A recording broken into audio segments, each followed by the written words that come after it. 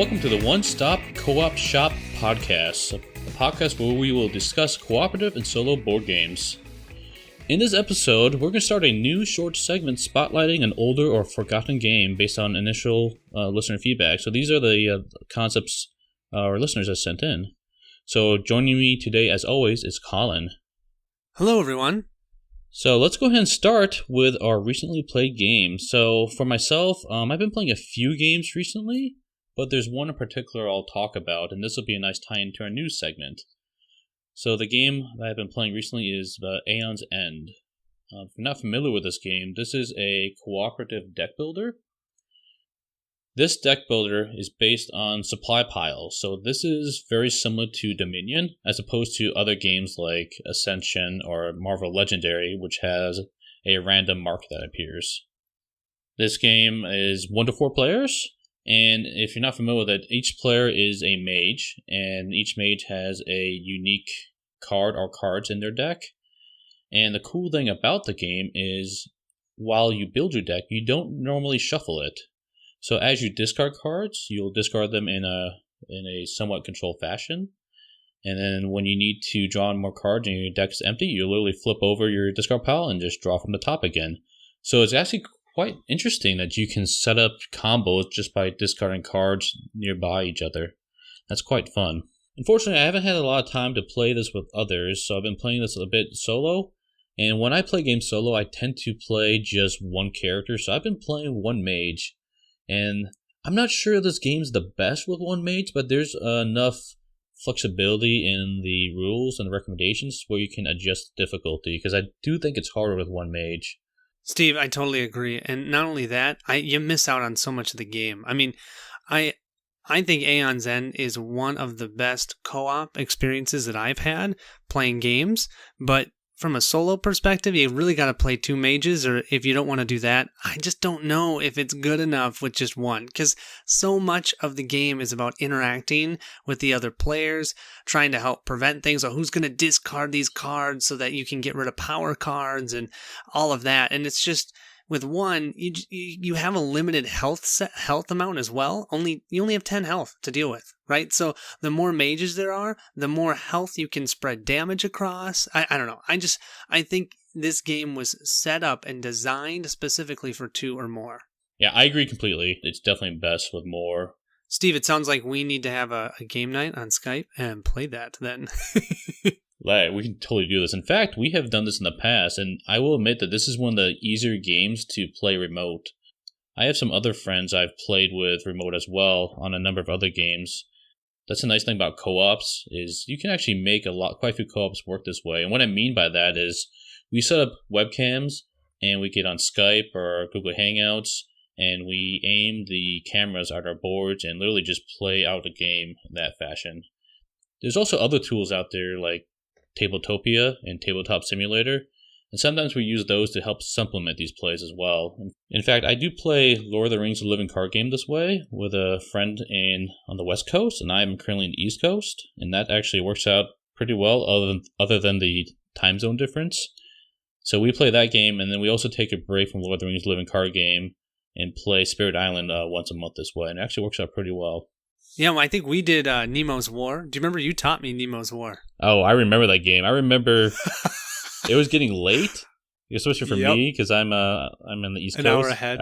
Exactly. Yeah, sorry about that. No, that's fine. It was actually really exciting to see how far you were getting, and I don't remember all the details, but got towards the end, and I had to stay up and finish it and watch what happened. So, and don't you remember? I was defeated. I had a total defeat. We thought we were doing so well, and then at the end of it, we counted up all the points, and we're like, "Oh, great! Yep, that was a defeat. Wonderful." At least it wasn't an epic defeat. Whatever the lowest level was, it wasn't that, but it was one above it. So, whatever. It was still a great way to learn that game. I do consider getting through to the end a partial victory, just a personal victory, despite what the book says. So yes, totally agree with that one. So anyway, yeah. So back to Aeon's End. If you haven't played that, I do recommend trying it out. Like Colin said, it's extremely cooperative. I do recommend this with more than one person. The mages that you play, all very varied. They do a lot of different unique abilities between them. And you also fight different bosses, and each boss is very unique. In fact, they often require different strategies to try to figure out how to take down. And that's one of the really fun parts about the game is experiencing each boss and learning how they play and trying to look at the card pool and figure out what to do to take them out. Steve, can I ask you, when you play, do you do a random market setup, or do you try and pick cards that will work relatively well against that specific nemesis? It depends. If I'm playing cooperative with other players, I will do a random market setup. If I'm doing solo, what I've found, and this is with one mage, is I will give myself a little leeway and I'll give myself a little more health, and I'll sometimes pick out one or two supply cards that might help fill out my options. Because with solo, you have a lot less ability to work with others, and I feel like that added assistance is necessary. Yeah, and what did you do with the turn order deck when you played solo? Did you just do 2 of your number and 2 of the nemesis, and that's it? No, there's a few ways you can do it, and it's actually called in the book, but I did 4 of my number and 2 of the nemesis. So it's really the same number of turns, it's just that I'm taking every single turn. But doesn't that really upgrade your deck faster than maybe a normal game of Aeon's End? It does, for sure. Oh, but then the Nemesis deck, it has less cards in it, right? Correct. So then the Nemesis levels up. Okay, there we go. There's where it's going to balance out. Correct, exactly. So it winds up being about the same leveling up, I think. Just that all the eggs are on one basket. And like you said, you have less health, so it makes it a little more difficult in that regard. But it can be kind of fun. One thing that's interesting about this game is it has a relatively low power ceiling. And what I mean by that is there are deck builders out there, both ones where you pre-construct your deck beforehand and ones where you play your deck or build your deck during the game. Stuff like Magic, that you can have infinite combos in that game. Magic the Gathering is what I'm talking about. And so that, I would say, has a high power ceiling. However, in Aeon's End, there's quite a few times where there's not many ability to draw more cards, so it's hard to get infinite combos going, and there's often damage caps kind of built in the cards, and so it provides a more consistent experience, I would say. But some people may or may not like that power cap. I'm kind of torn on this. Sometimes I like being able to do some really wicked combos and pull things off. Like in Marvel Legendary, I feel like you can do it a little easier. You can literally draw your whole deck almost every turn in that game, and that's kind of fun and silly to do. But Aeon's End tends to be more controlled, and so I feel like it's probably better designed in that regard, which is definitely a plus. So depends on what you're looking for. I would say that that's really important in a co-op, Steve. You know, if you're playing a game like Dominion, the whole reason you're playing playing Dominion is so that you can draw your entire deck every round, right? That's what you're trying to do in that game, because you try and thin your deck to be the right amount of cards. You get those combos every time, and that's getting you your victory points. But when you play a co-op, you're not trying to make the best deck. What you're trying to do is defeat the nemesis. And how you're going to do that is purchasing cards that are going to defeat the nemesis. It's not about the deck, it's about the nemesis. Do you understand what I'm saying? It's like just a little bit of a different mindset.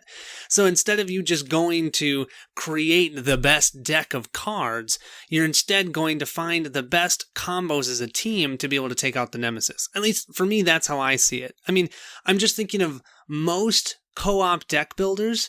They don't allow you to destroy cards in your deck and stuff like that, and I think it's purely to prevent you from having those infinite combos and then just automatically winning the game because of that. Instead, you have to work through all of those basic cards and find combos that will work well enough to get you to win the game.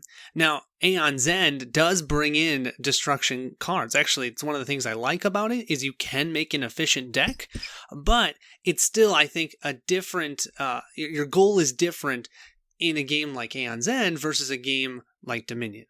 Yeah, I'm not sure I completely agree with that. I do think building your deck is still a focus of the game, but to your point, I don't think it's...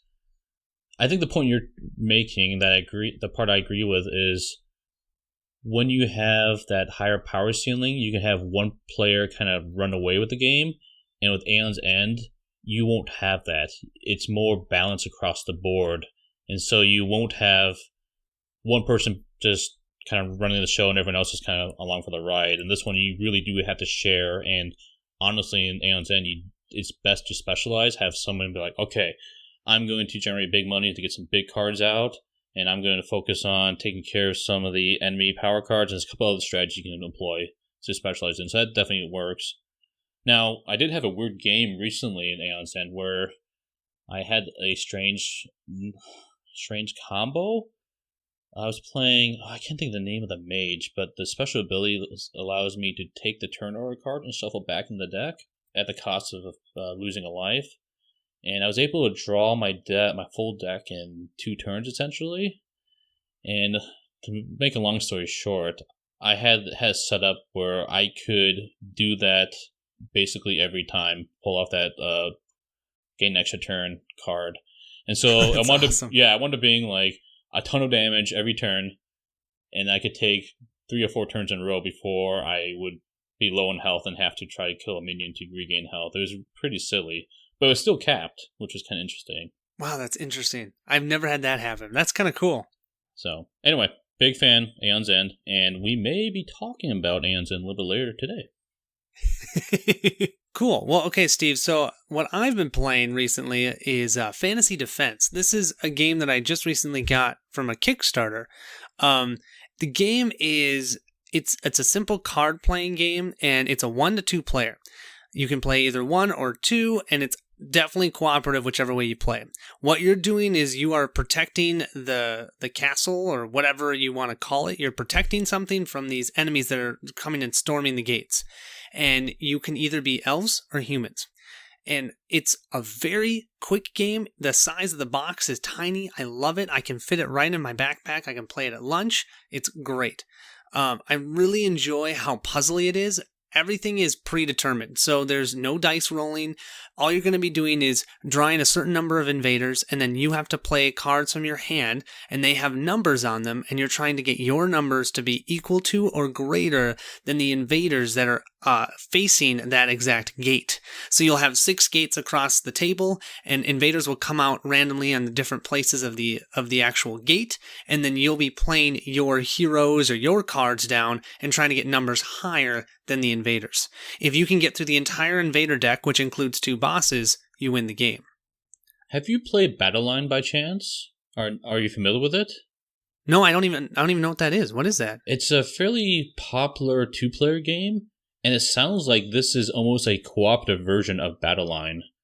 So Battleline, you actually have a number of areas of contention, and each player is taking power or number cards and playing them to each of these areas, and it's a kind of a battle who can get the most points on each area to take control of it. And it almost sounds very similar to this, but this is cooperative. Wow, that sounds kind of cool. Yeah. Sounds very similar, actually, but I'm assuming that one's probably a little more involved than this one. This one, I mean, you've got a set deck of cards. There really isn't much you can do to affect it. You have 2 spells that you can use once through the game, and that's it. So it's very straightforward. I really like how puzzly it is. So what you can do is, after you've deployed your cards, they stay out as long as they're not killed. Once each round, one of your heroes that are there protecting a gate, if they're in a battle, one of them gets killed. So you got to decide each round, well, which one am I going to lose? But all the other ones will stay out there. And so you kind of gain this defense, but then you don't know where the enemies are going to come, and you'll have to move them around on the actual table. Yeah, it's kind of cool. So it's really puzzly, which I like. It also has the expansion. So since I did do the Kickstarter, the expansion has a campaign, and I've only played 1 of the campaign, but it's fun. It adds events, it adds different enemies, so that's nice. Because I will say, with the base game, the replayability is pretty bad. You use all of the enemies every time, so you'll always see the same enemies. You're using the same deck. There's only 2 decks, so it can get old really quickly. However, it's a quick game. I played in about 10 minutes, 10-15 minutes, so it's not very long. It's really a nice one for if you just need a break, but the campaign is what's going to get me to keep playing that one. And lastly, you will know that there's lots of times you're going to be counting, okay, 10 plus 14 plus another 12 minus the 7, okay, plus, you're going to be doing a lot of math. And sometimes that can kind of get you out of the theme of the game. You're going to be going, well, I'm trying to get a number 28, but I can only get number 27. And it doesn't feel like, well, I don't have enough of my heroes to protect the gate. But that's okay.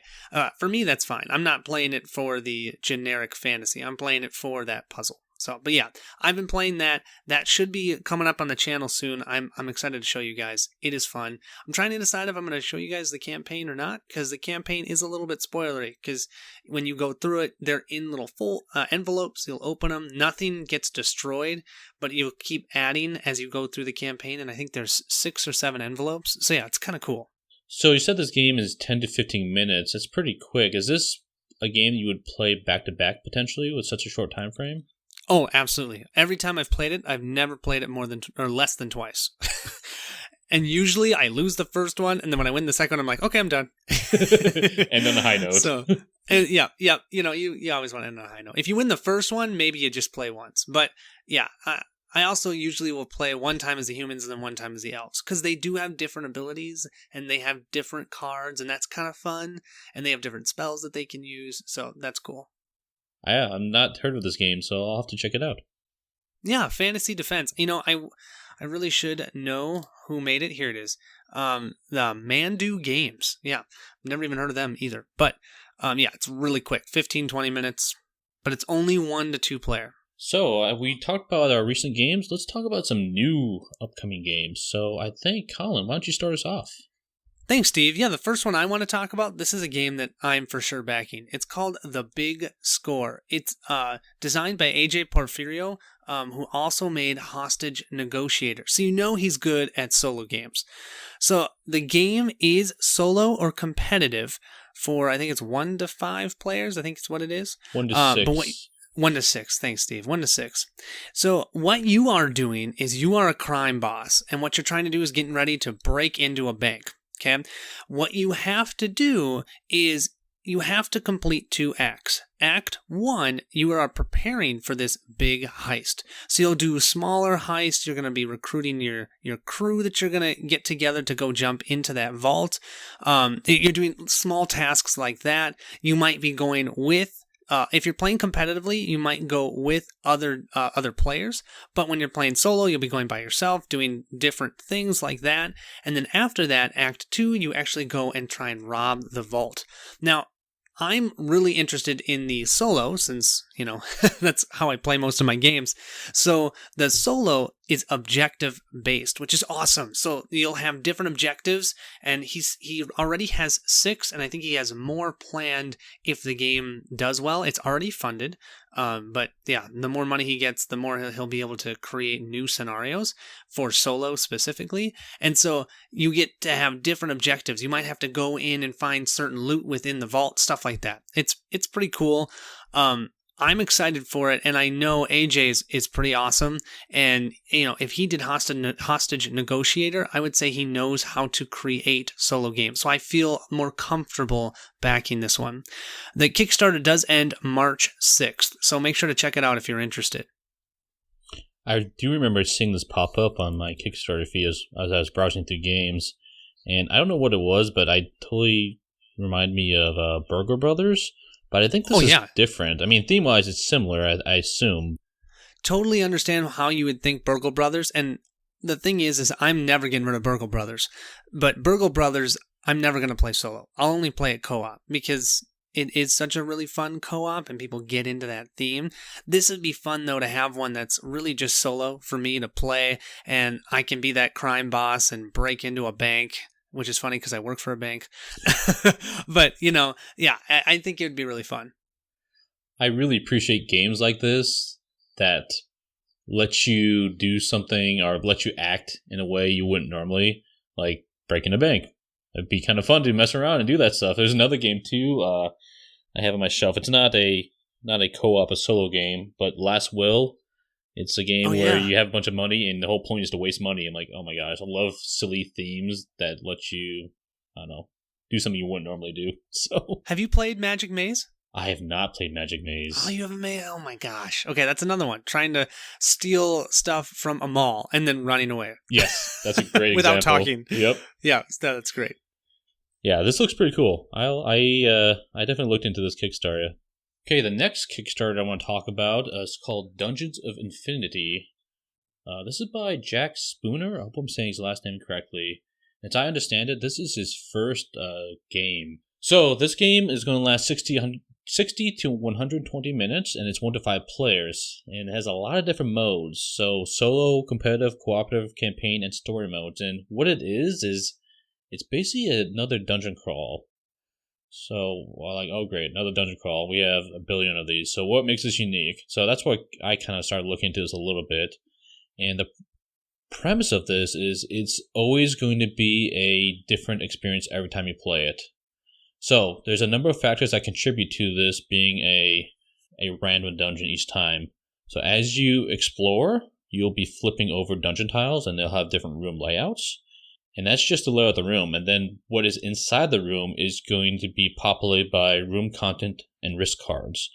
And so you could have stuff like debris. You could have stuff like treasure chests, myths, or even bodies. And you can choose to, hey, let's go and loot some stuff. Or let's just skip this and walk by. Or maybe you have some monsters pop up. And you don't always have to fight them. You can try sneaking by them. So I do appreciate that flexibility. It's kind of interesting. You also level up like normal in the dungeon crawl. There's a number of different characters, and it is scenario based. It seems kind of interesting looking at it, but ultimately I'm not going to be backing this. I did want to bring it to the channel in case others were interested. Yeah, he even has Paul Grogan doing the rulebook, and he's got MVM doing, they did a preview for it, and they usually only do previews for games that they're interested in. So I'm amazed right now, they're actually not doing the greatest for funding. It looks like only about, a third so far? Yeah, a third, and it's going until March 19th, so they still have a good amount of time left. So that's a good point. We'll see what happens, but yeah, check it out if this sounds interesting to you. If you're interested in a random dungeon crawl experience, it's going to be different every time, but there's so many dungeon crawls out there, there's going to be tough competition, especially with recent hits like Gloomhaven. And even Sword and Sorcery last year, so. Well, yeah, and then, thinking of a random dungeon setup makes me think of Shadows of Brimstone. I mean, you already have games that give you that. True. And so what is this giving you that's different? And it looks like he's doing standees, so he's not getting the miniature people that would back it just for minis. So, yeah, it'll be interesting to see. There's another game that popped up on Kickstarter, and unfortunately, I have not read these books, but I know someone on this podcast who has. Yes. Okay. So this one is really near and dear to me. I'm so excited for this game, even if it kind of looks a little more toyish than what I would normally want. And that is The Reckoners. Okay, this game is being published by Nauvoo Games, and it's all about the Steel Heart series that's written by Brandon Sanderson. So Brandon Sanderson, I don't know if any of you have read the Wheel of Time series. Took me 3 years, I think, but I read that whole series. I think it's 14 books long, if I remember right. And Brandon Sanderson finished it off for Robert Jordan, who passed away. And he did the last 3 books, I think, 3 or 4. No, I think it was 3, 11 through 14. And so he wrote those last 3 or 4 books, and I was like, hey, these are really good. So then I went and started checking out his other writings, and it was amazing. I love his books. He does a fantastic job of providing you with unique worlds. He's the greatest world creator I've seen. So he's got a series that's all about metal and pushing and pulling and all these different things you can do with metal. You want a book about colors and how colors can affect a world? He's got one for that too called Warbreaker. So he just has these really unique ideas, and this is one of them. The Steelheart series, albeit it might be a little bit more at the teenager level, it's still a really fun, nice, quick trilogy. And while the Nauvoo Games, they are creating a game based off of the first book. The game will be a solo or co-op game up to 6 players, and what's awesome is it's another great puzzle game. But how it works is you're going to have action dice, and everybody is at the same time is going to roll their action dice and then choose one to keep.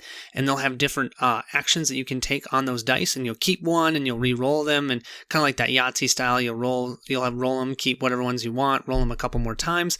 After you get them all rolled, then you all can decide, okay, you're going to go first and do this action, I can do this action, and you'll be moving across. It's not really a board, it's more like locations, the different locations of New Chicago, because it's technically Chicago. But you're moving around New Chicago trying to research and defeat these epics. And these epics are a really interesting take on something that would happen potentially in the future world, where all of a sudden all of these humans receive superpowers. But instead of them being good people, they decide to be bad people. So all of these epics are bad people, and these reckoners, who you're acting as, are regular humans that are trying to eliminate the epics, because essentially the epics have created this terrible system, and nobody feels like they're free. Okay, and you can decide which way you believe is right as you read the story. But the game is really fun because you're trying to research what these epics' weaknesses are, because every epic has a weakness, but you don't know what it is, so you got to figure it out. So you're trying to figure those out and then defeat the epics and defeat Steelheart before you lose all the population of New Chicago. Yeah, so it looks fun. It looks, I would say it looks a little toyish. If you look on the preview or on the Kickstarter page, you'll see that there's these the things that you're using to place the locations are plastic, and yeah, it doesn't feel like a regular board game, which is okay. But I just want you to know that up front. But I think the actual gameplay, I have an uncle who's actually played it as a playtester, and he loved it. So if he liked it, I'm interested. So I am backing this one. It's going to be live until March 13th.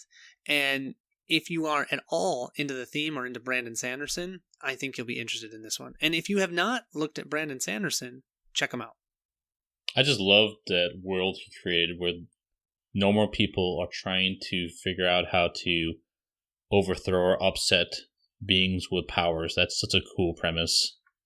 Yeah, and it's how he does it. Anyways, it's really cool. I mean, I will say that Steelheart is not one of his best world creations. If you want to see that, look at Warbreaker, look at Mistborn. But it can get you just a little bit of a taste of how he can create a world that's just different enough, but then similar enough so that you can relate to it.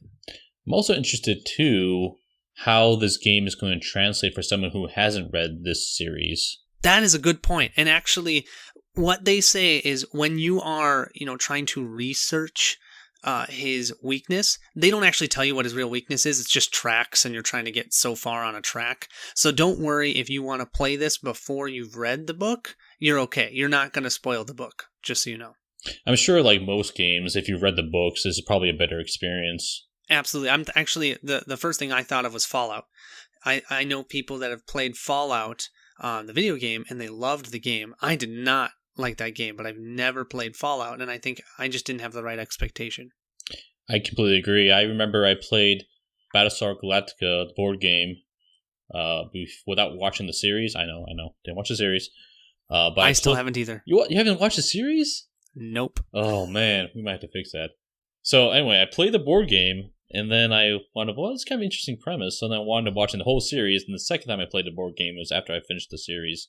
And I definitely enjoyed it more after my second play. I've got to say, I played that game once, and I was the Xylon, and yeah, that did not go well. I am terrible at sabotaging people. I was like, oh yeah, I can kill that, and I killed it, and went, oh wait, I probably shouldn't have done that. Yeah, I was not a very good Xylon. I do love those hidden traitor games, though. They can be quite fun. I had a fun instance where we were playing at BGG-Con, I believe. Yeah, it was BGG-Con. And when my good friend John was playing, we were playing One Night Ultimate Werewolf at the time. Oh, yes. Which is a really fun game if you haven't played it. And he was the werewolf right out the gate. And so we played this game, and basically everyone pinpointed, like, oh, he's a werewolf. And if you're not familiar with the game, your roles can change, but at some point during the game, everyone's going to vote on a person to eliminate. And if if you eliminate the werewolf, the humans win. If you eliminate the humans or the villager, the werewolves win. So werewolves are trying to hide. So basically, everyone pointed at him, reviewed his card as a werewolf. Okay, next game. So a little bit of a flop. We played another game immediately after that, and he received the role of the village idiot, I believe the name is. And so this is an interesting role where you win the game if you're eliminated, so you actually want to be voted. So what he wound up doing is he wound up playing exactly the same way, making the same mistakes, and everyone's like, oh, he's a werewolf again. And so we all voted for him. Well, what happened was there was another role in the game that whoever you point to is actually protected from being eliminated. And that actually was me. I didn't realize that was my role. It was in front of me. So I actually voted for him. And he flips over his card like, yeah, everyone vote for me on Village Idiot. I win! And everyone's like, whoa, oh my gosh, that was crazy. You just played us. And then we look down the cards like, wait, actually, you're not eliminated. He's like, what? No! And we're just all screaming and laughing in this convention hall. It was hilarious. And whoever he pointed to eliminated, and that decided the actual winners. It was a hilarious game. That's awesome. I can just picture it. That's fantastic. The next game I'll talk about, we alluded to earlier, but it's on Kickstarter right now, Aeon's End Legacy. So that's right, this is another expansion for the Aeon's End line. This is a legacy version of it.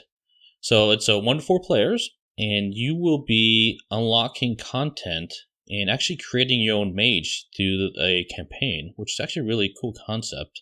So unlike some other legacy games, at the end of the game, you will be able to take the mage you create and anywhere from 80 to 90% of the content in the box and integrate it to your existing content. So that's actually really nice, because I know one negative about legacy games is you play through it, you had a lot of fun, at the end you basically have a bunch of components in a game which you can't really use anywhere. So what do you do with this box of stuff?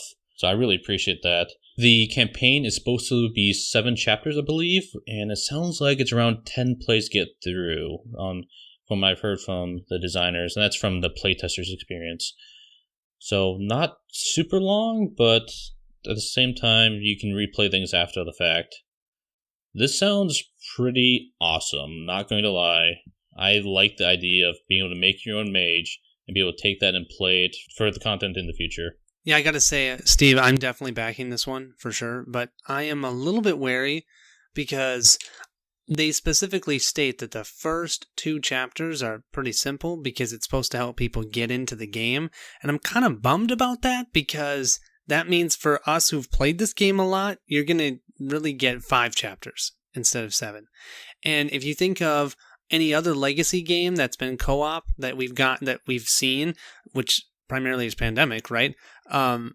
You have so many more plays to it. Yeah, I know that it's not replayable after, but I kind of want to have that legacy experience last longer than 5 plays, or 5 rounds. Because it sounds like just like Pandemic, if you lose the first one, you'll play the same one a second time, and then no matter what, you'll move on.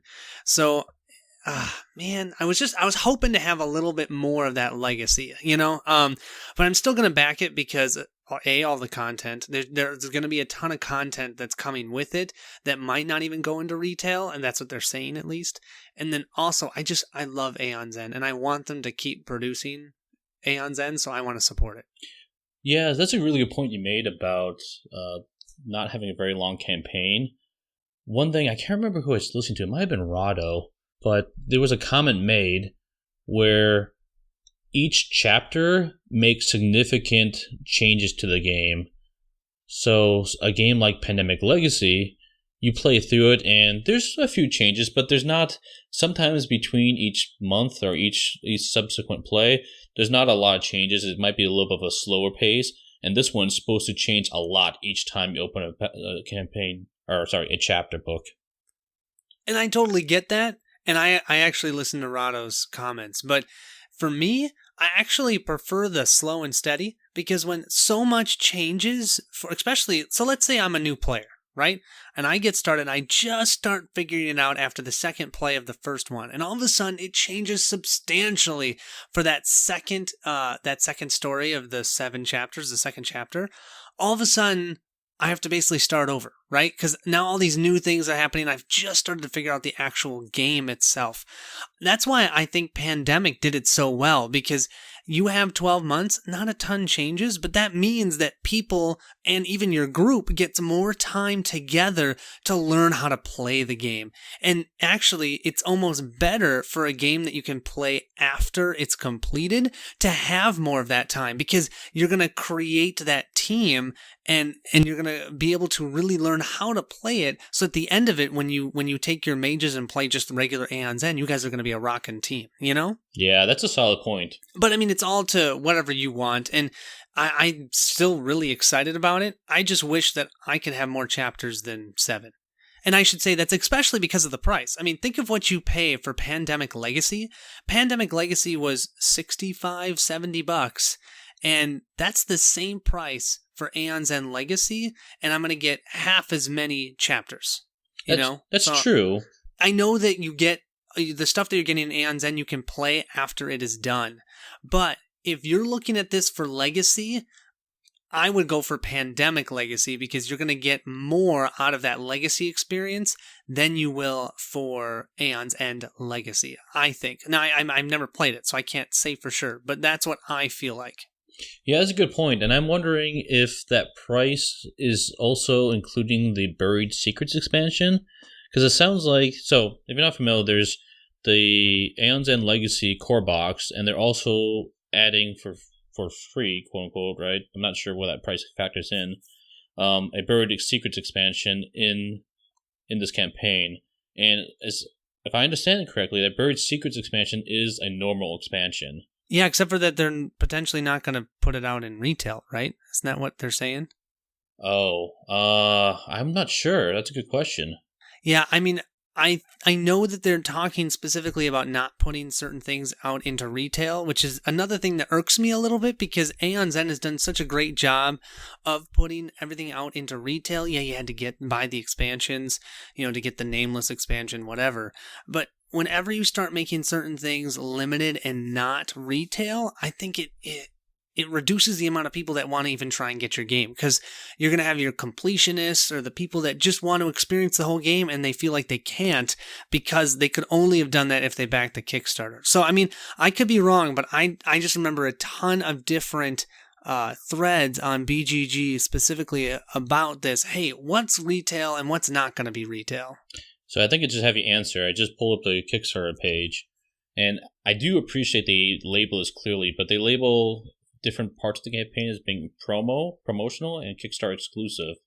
So the Buried Secrets expansion is listed as a promo, and what that means is it's going to be included in the Aeon's End Legacy on Kickstarter, but not for the retail edition of Aeon's End Legacy. But it will be released as a future date as promotional material and or game expansion. So it sounds like it will be available later, likely, as opposed to Kickstarter exclusive, which is exclusive to this campaign and or convention and special promotions. Okay. Take what you interpret that description however you want, but sounds like it's going to retail at some point. We'll see. But yeah, I agree.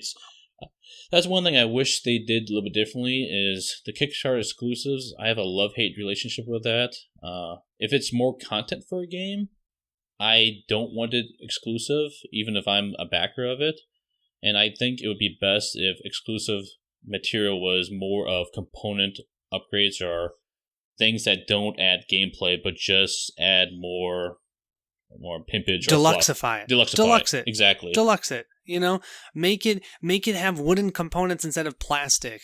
Make it have nicer finish on the cards. Make it so the box looks better. Make it so it comes with an insert that's, great. All of that stuff, as a backer, I love it. What I don't really appreciate when I am someone that's even backing a game, or if I'm finding a game later that was a Kickstarter, and I can't get a whole expansion without paying $300 for it, that just sets me off the wrong way, and I don't even want to try and get it because it's so expensive. It doesn't matter how good the game is. The game could be amazing, but paying that much money for one game, I mean, when you have a lot of different games to choose from, because there's so many good games out there, why would you spend $300 on one game when you could get 10 other ones that are almost as good or just as good, right? And I just don't think it's a great business model.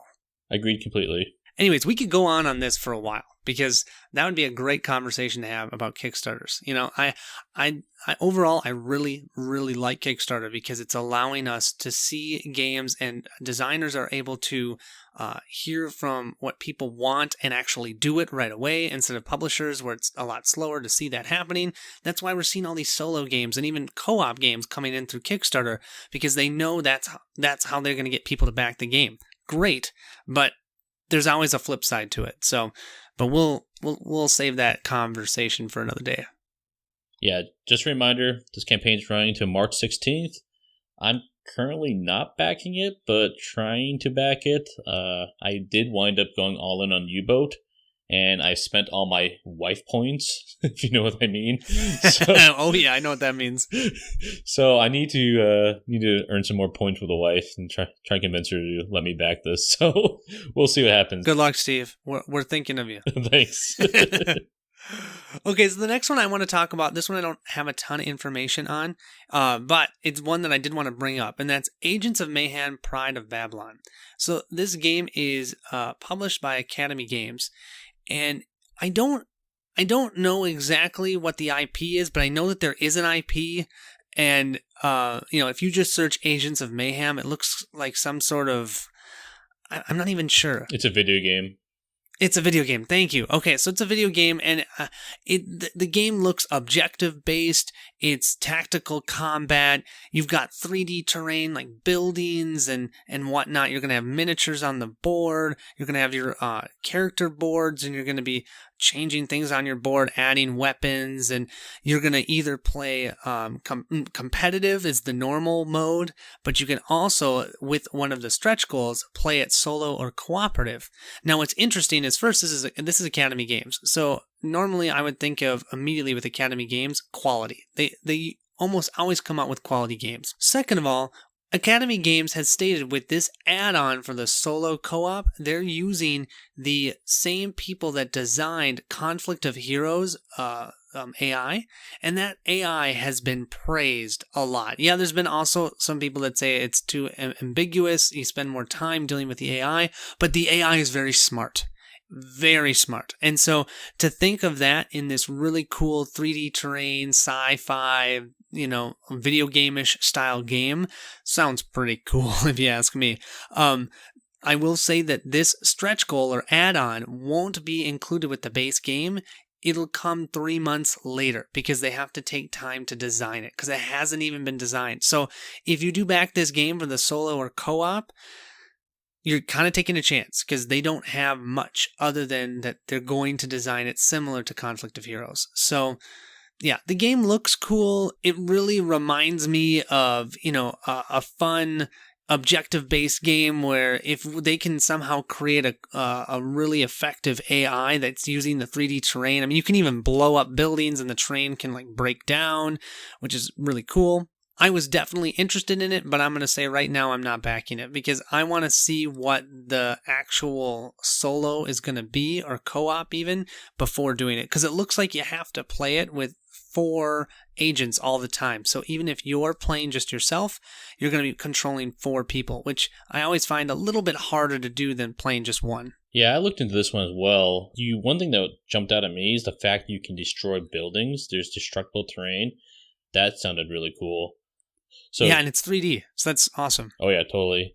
I will make a comment, and I don't know how much of a factor this is in the game, but it seems to be not necessarily family friendly. I say that there is a miniature, I think he's flipping people off. It's hard to tell in the sculpt. And in one of the stretch goals, they're adding a family friendly deck to replace some of the event cards. I don't know exactly what that means, but if you're thinking about playing with younger kids, you might want to do further research to figure out exactly what that may mean. I'm so glad you mentioned that, Steve. I totally forgot to say that. So thank you, because that's a big point, especially for certain people. They might not even want that in their house. Exactly. So this one's going to end February 25th. Hopefully, by that time, Steve has edited this really long podcast.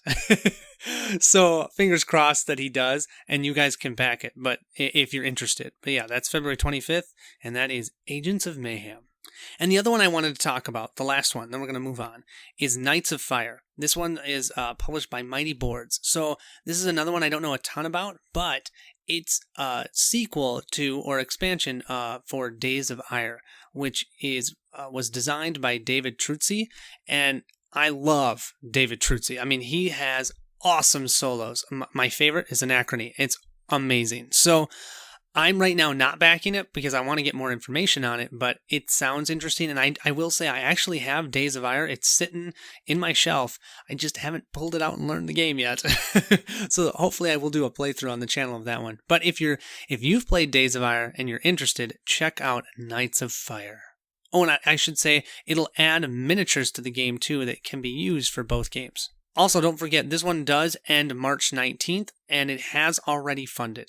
That will wrap up our upcoming games and news segment. If you want to share a game you're excited about, whether you're just a fan or if you're a publisher and want to reach out to us, feel free to send us info at onestopcoopshop@gmail.com, and we'll try our best to get added to the next segment. Awesome. Okay, so now what we wanted to do was move into the giveaway. So we got tons and tons of awesome ideas for the podcast. So I really appreciate everybody who entered. I did a roll off here on my own, and David Coe. Hey, David, you have won. So I'll send you an email. You got $75. Thank you. And thanks to everybody for being and participating in this. We really appreciate it.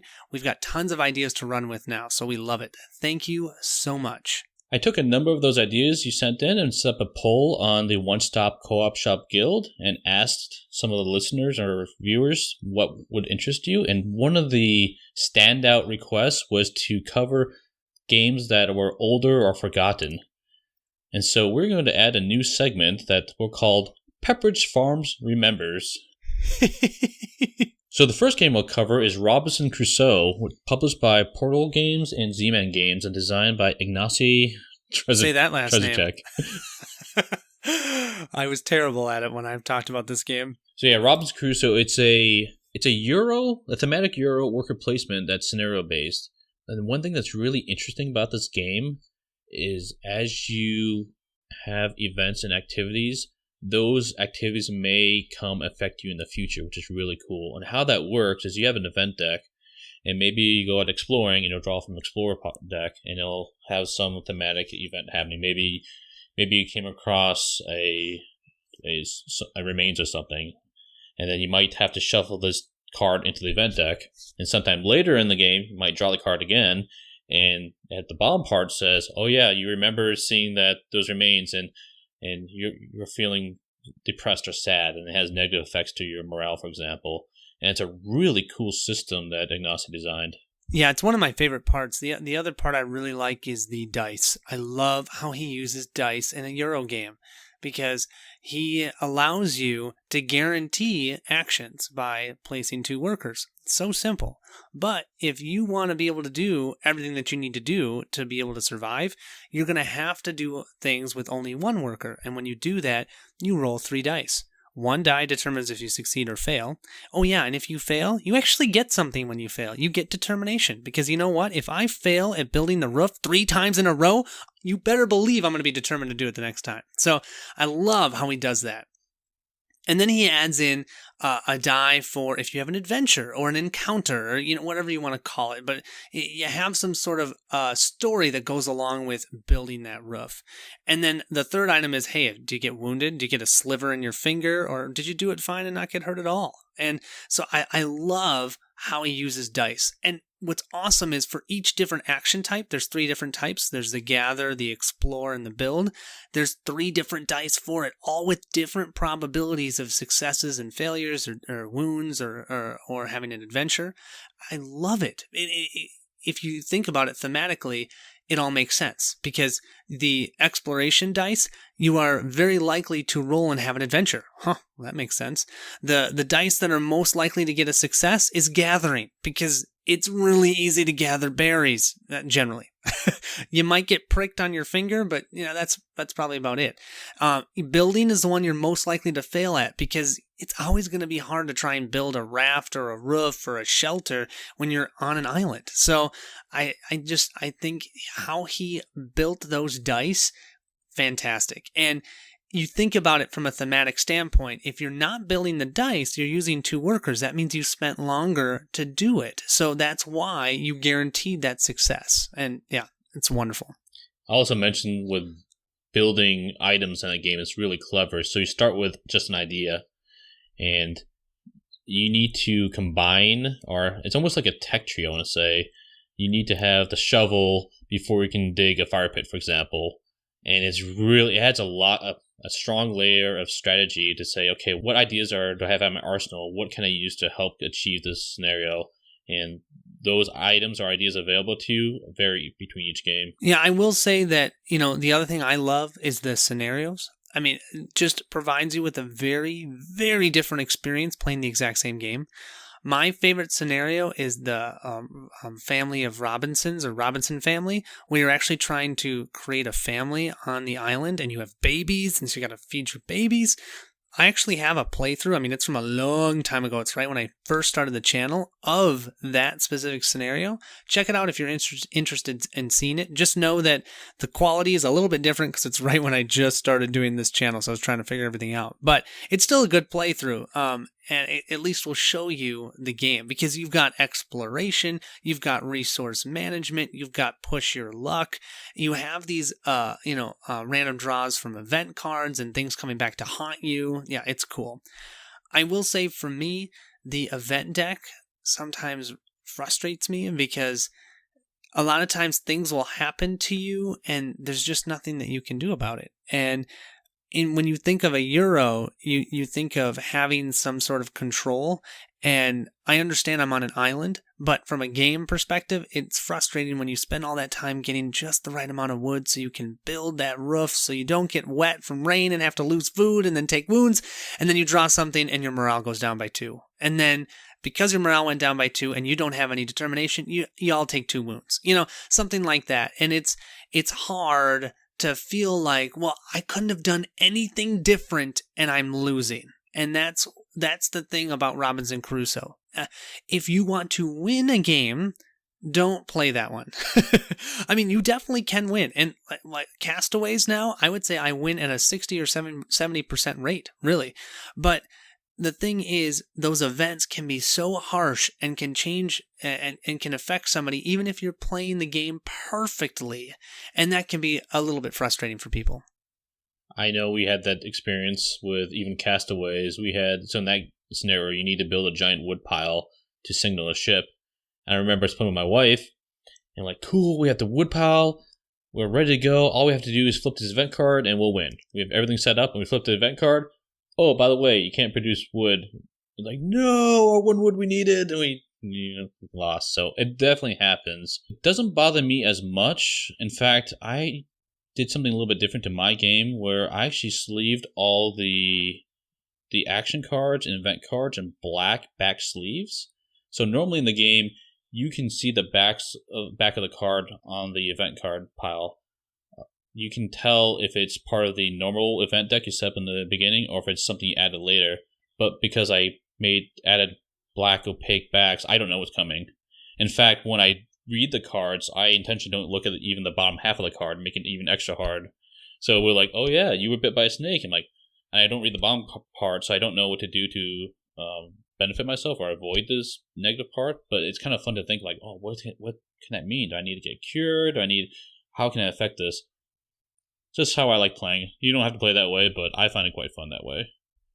That's the best way to play it. I haven't found sleeves that fit the size of the cards that have a black back, so I might need to talk to you about what sleeves you use, because I've been trying to find those. But what I do is, if you don't want to get sleeves, is I just place a regular playing card on top of that pile of event cards, and that way I can't see it. And it's actually kind of funny. My card is a Santa Claus. It's a Christmas card. So every time I play, I have Santa out with me, which always makes me laugh because Santa's out on an island. Yeah, that's great. But anyways, that really helps me too, because I don't want to see what's coming up next. I don't want to know, oh no, it's an event card. Or no, it's an adventure card. And yeah, you definitely don't want to read the bottoms if you can. I understand maybe at first when you're first playing, but I'm going to be honest, I've played this game so many times. I know those cards. I read Yes. them. I generally know what the bad thing is going to be just from playing it so much. Yeah, there is a little bit of that. There's enough cards in the deck where I think for the most part I don't think you can learn all the cards, but there is definitely a few of them you will remember from time to time. And there are, I should say, a couple that have the same top and a different bottom, so that helps. So you know it's one of like two options, but there's only 30 cards in each deck. So I've played that game 28 times, and so if you think about it, that's a lot of times through those decks. So I have gotten to where I know a lot of them, but there is an expansion coming out. I can't remember the name of it. Something Zion, I think. But so Ricky Royal actually did a podcast about it, and I'm really excited for that. It's going to be campaign based, which is awesome. There already is a campaign out there that I've already played a couple times. I don't recommend doing the campaign right away. Play the game a bunch to understand it, because the rules of the campaign is insane. I mean, it's just piled on and on and on, and it can really bog it down. So play the base game before getting the expansion. You're talking about Voyage of the Beagles, the first expansion. Is that the campaign? Yes, Voyage of the Beagle. I couldn't remember what it's called. Thank you. Yeah, it's a lot of fun. You're helping Darwin, and scenario 3 or story 3 or whatever you would call it, the third section of the campaign is awesome because you jump on a ship, and so everything on the entire board changes, and you're playing a totally 110% different game than what you've been playing before that. And that's really cool to see. It's amazing what he did using the same systems, the same cards, the same board, and yet changed it totally. It's really cool. And that new expansion coming out this year is called Mystery Tales. So the full name is Robinson Crusoe Mystery Tales. It's 2018. Oh, thank you. I don't know when exactly it's coming out, but yeah, it sounds awesome. I will also mention that the game I find pretty challenging. Other than the first scenario, which is noticeably easier than the others, most of them I tend to get destroyed in. So, yeah, like I said, don't play the game to win. Play the game to enjoy it. And, Yes. I think we have to talk quick because everyone likes to talk a little bit about comparisons. And we know First Martians just recently came out. Well, not recently. It came out a few months ago, and I've played it. I've got a playthrough on the channel of this as well.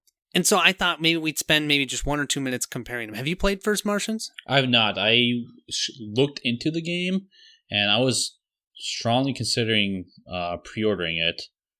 What stopped me from pre-ordering was the fact that the rulebook wasn't available, and part of my sickness is I like reading rulebooks.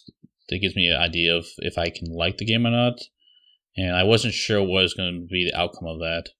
But I did read the rulebook after it was published, so I'm somewhat familiar with how it plays. Yeah, I would say you're very somewhat familiar. That rulebook was pretty horrendous, if you ask me. Watch It Played saved me before that playthrough because I was trying to dig through that rulebook. Wow, just things were not making sense at all. I will say after getting through the rulebook, the game is great. The game is very similar to Robinson Crusoe, but you start out with everything. So unlike Robinson Crusoe, where you start off with nothing, you have to even build a shovel. In First Martians, you start out with everything. Everything's working. There's one small malfunction that you start with at the beginning, usually. And that's it. And all you're trying to do is maintain everything. And to me, personally, that's not nearly as much fun as being like, hey, I just made fire. Hey, I just made a stick that can fight things.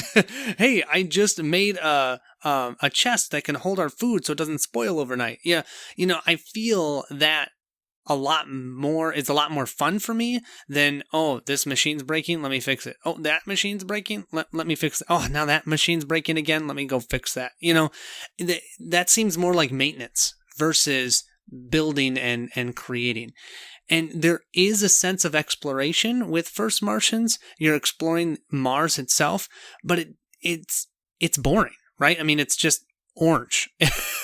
You don't feel like you're creating on Robinson Crusoe. You're like exploring this island, and you've got waters and you've got forests, and you can kind of see how this island is created. And each time you do this, you create a different island. But Mars, it's like, well, there's more orange, and then there's some orange over there, and it just didn't work for me. So I still have the game. It's because I really want to try the campaign, because I've heard that's where it's at, is the campaign. But I still haven't gotten there. I'm going to at some point.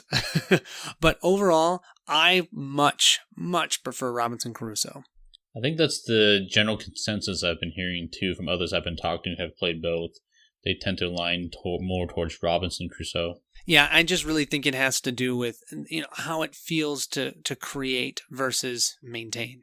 That's a great point. All right, cool. Well, let's move on to our discussion topic. So this one, I'm thinking we'll and we know we're kind of running late on this podcast. This is going to be long, so hope you guys are okay with that. But what we're planning on doing is talking about our favorite solo games by genre.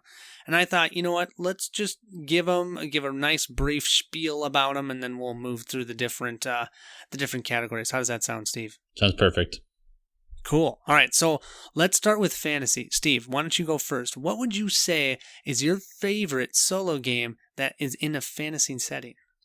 I had a little bit of struggle with this because there's a number of games I could qualify in this category, but lately there's one that definitely stands out to me, and that would be Spirit Island. Not Lord of the Rings. No. Really? Really? I play Lord of the Rings a lot. I have a ridiculous number of plays in it, but I think that game is best 2-player, hands down. Versus the solo. Exactly. That makes sense. And the reason for that is you can cooperate a little bit better and more specialize your deck, because if you play solo, you have to have a well-rounded deck. So that's why I chose Spirit Island for my solo game of choice, because that's pretty quick to set up. I like being able to explore how each spirit plays, and I will play that game with one spirit too, despite the fact that it's arguably better with more than one spirit, because there's a strong level of cooperation in this game, not unlike Aeon's End we discussed earlier. I will say that, if you keep playing solo with one, what's worked for me is you just up the difficulties of the scenario or the adversary, and you'll get a great experience even just playing with one. So it's actually a game that I will play with one or with two when I'm playing solo. Yeah, agreed. Okay, cool. So my number one for fantasy, it wasn't even a question, Mage Knight. You don't get much better than Mage Knight. I know it's a little bit of a cop-out. Everyone knows Mage Knight, but I can't think of another game that embodies what I enjoy of a game as much as Mage Knight. I enjoy exploration, having a goal, knowing where that goal is. So, just thinking of a game like Seventh Continent, the reason why I didn't like Seventh Continent is because I felt like I never knew what the goal was. All I knew was I needed to get rid of a curse, but I didn't know if I was going the right way. I didn't know what I was doing. Why I like Mage Knight so much better is I now have, with Mage Knight, I have a goal of where I'm going. I can do a little bit of combat. I can do a little bit of exploration. I have all these different options of things I can do, and it's just about how I manipulate the cards in my hand. Oh, yeah. And I can just sit there and think and think and think and then do something. And it's great solo. So yeah, Mage Knight for me. And I love the fantasy setting, of course. So it's a basic fantasy. I don't even care. I like it. I'm going on taking on wizards, towers, castles. Yeah, it's wonderful. Yeah, this is a great choice for solo. I've played it solo too, and I've even was crazy and played this 4-player. I do not recommend 4. 4-player? Yeah, do not recommend it. Man. It was way too long, but 1 and 2 players is fine, but I would say 1 player is where it's at. It's just such a long game.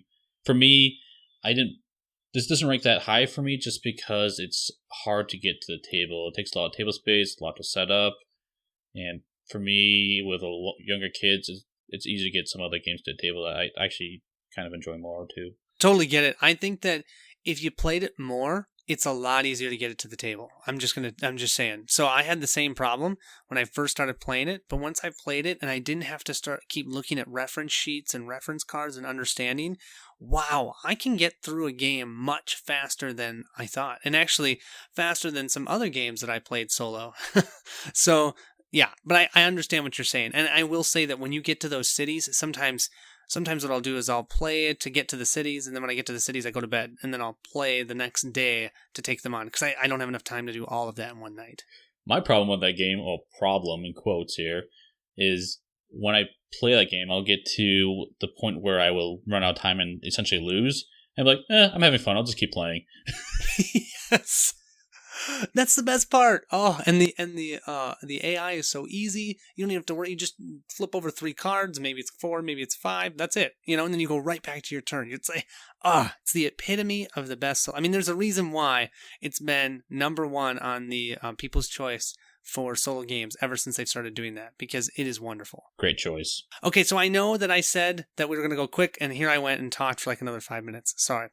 Let's move to the next genre, and that is science fiction. So I'll go first on this one. We can swap back and forth.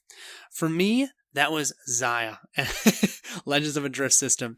Now, you might be getting a theme here. I think Colin likes exploration, and that is right. I love exploration. Now, Xia and Mage Knight couldn't be more different, though, because you have a card-based system with Mage Knight, and Xia, it's dice chucking, so much randomness, but I think for me, it works really well in space, because think about in space, so much stuff is we're not going to know what's going on and what's happening. And so it fits thematically to me that space is more random. So yeah, take that with a grain of salt. But I really enjoy Xia. I enjoy the exploration. I enjoy the fact that you can get fame points so many different ways, and that allows you to play against these 3 NPCs from a solo game perspective. So you're going against someone. It's not just simply a clock or anything. You do have actual AIs. Yeah, it's really cool. I really want to play this game sometime. I still think we should try and find a way to play it co-op, because I think it would be a really fun co-op. Yeah, I think so too. So the game I chose I'm not sure everyone will agree to be science fiction, but it's based on a science fiction novel, so I think it fits this theme, and that is Nemo's War. Nemo's War, good choice. Yeah, I backed this. I was a backer of this second edition, and I'm definitely familiar with the book. I read it back in the day. I do like the premise of it, but when I received it, I wasn't very excited about it. I kind of felt like I shouldn't have backed it. I was like, well, I backed it anyway. Might as well give it a shot. So not expecting much, and I wound up playing it, and oh my god, it blew me away. I was not expecting the adventure I had for my first play, and I played it again and again after that, trying different motives, and if you haven't tried this game out, it's excellent. I can't stress this enough. And it's kind of interesting because how do I describe it mechanically? It's mostly a Euro point salad game, I would say, as core, but with Ameritrash dice chucking thrown in, and a little bit of like war game chits in there too. So it's like a mixture of so many genres, and I have a feeling it will have something in there for everyone. Whether or not you like the entire system, another story, but there's probably bits and pieces of it you will like. Yeah, it's a great one, and if you are interested, I do have a playthrough of that one on the channel, so you can check that out. And you destroyed that game in that playthrough. Yeah, that playthrough was awesome. I mean, anyways, it was fun. And it was the war. I did the war motive. Now, the next genre we picked is horror, and I will be first to admit I'm not a horror fan. I do have a few horror games, but it's not something I gravitate to. So for my choice here, it was hard for me to distill down what I will pick solo off the shelf, because if I have a choice, it most likely will not be a horror game. There is one game I do enjoy, and unfortunately it's out of print now, but that is Gears of War. This was a game made by Fantasy Flight back in the day. And such a good game! The game did not get much love when it was released. I purchased it anyway, and I never played the video game, must admit. But what I did love about this game is the AI is so well done in this game. It's one of the best AIs I've experienced, and that's what keeps me coming back to it. My issues with it is I feel like to win the game, you have to move slowly and methodically, and so it tends to be best solo because of that. You have to take your time moving through it. And in fact, I'm not always in the mood for that, so I do like making house rules.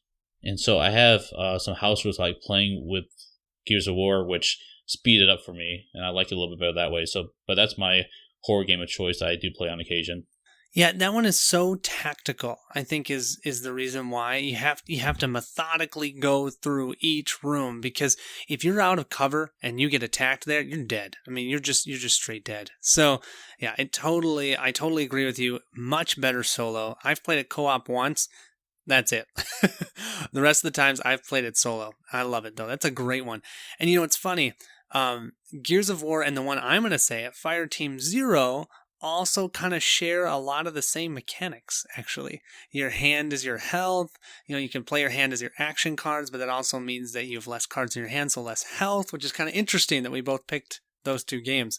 But yeah, Fireteam Zero, Adam from Rolling Solo recently did a playthrough of it, and I'm planning on doing one on the channel because I did have Charles paint the miniatures, and they are amazing.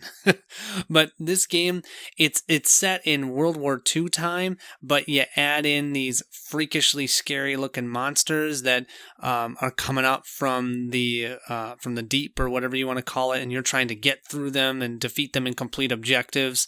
It's a dice chucker. It's not exactly a dungeon crawl because the board is already set out and you're usually outside, but you get that dungeon crawly feel where you're just going through trying to defeat monsters, complete objectives. As you complete objectives, more things pop up.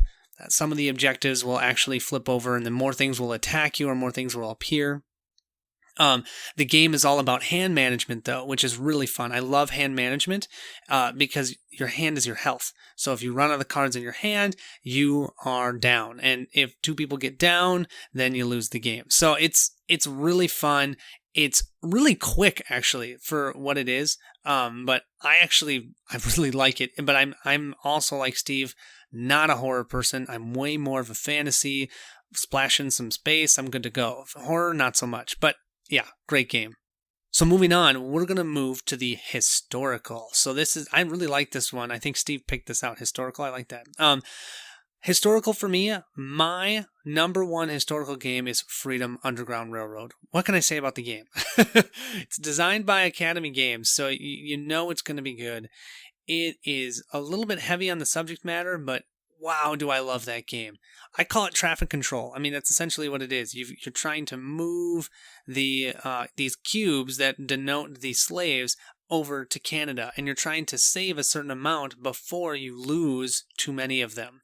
And yeah, the game can be a real brain burner. So when you play co-op, sometimes it can be very, very, very frustrating because everybody has a different idea and you keep talking and talking and nobody does anything. When you play solo, you can just kind of look at the board, make your decisions and move on with it. And the cards that are used all have real people during the time. They use events that are all related to that time period and actually happened. So I feel like I'm having a little bit of a history lesson while playing the game. Yeah, I really recommend it. Great game. And yeah, I think it's great solo. I really enjoy this game as well. I wasn't sure what to think of it at first because of the theme, but they did a great job. It's very respectful of the theme, and they actually injected a lot of history. You actually learn a lot about the history while playing the game. It's a great choice. Absolutely. That's my favorite part of the game, really.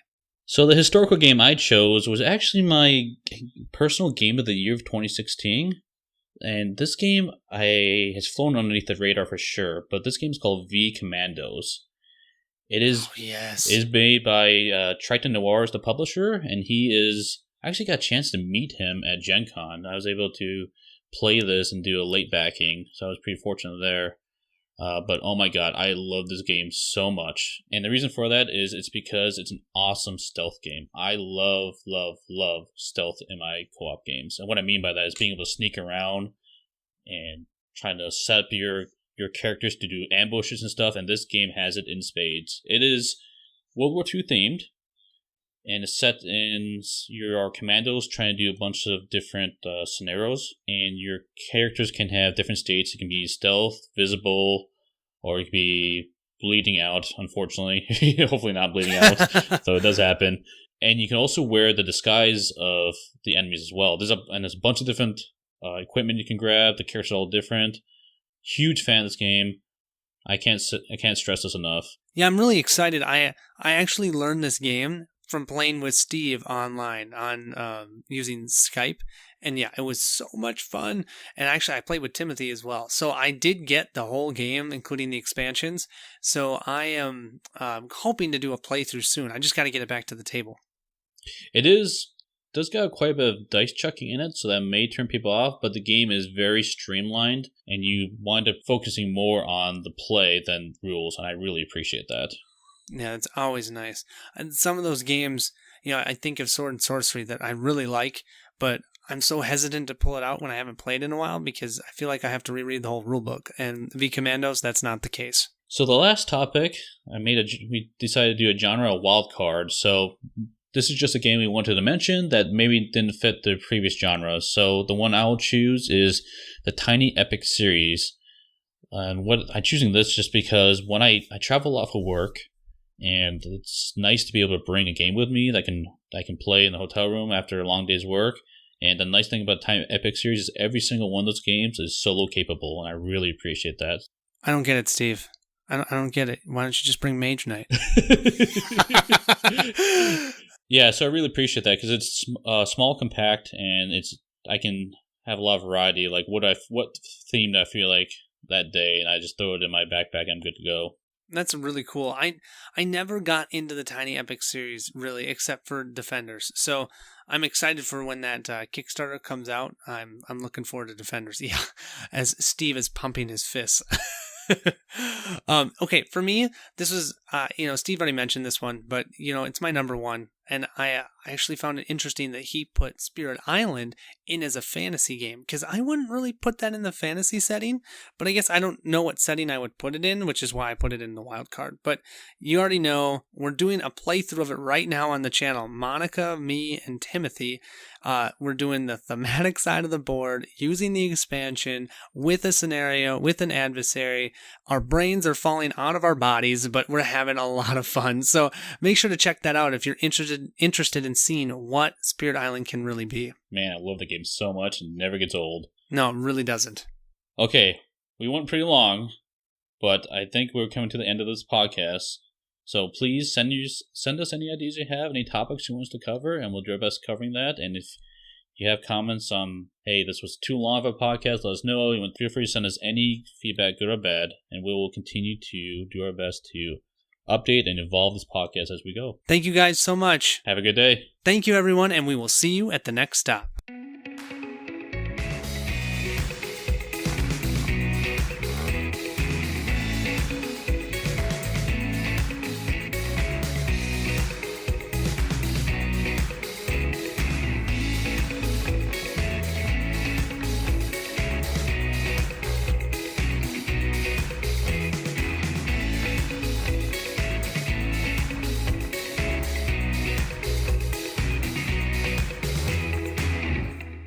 Wait, is this not a link?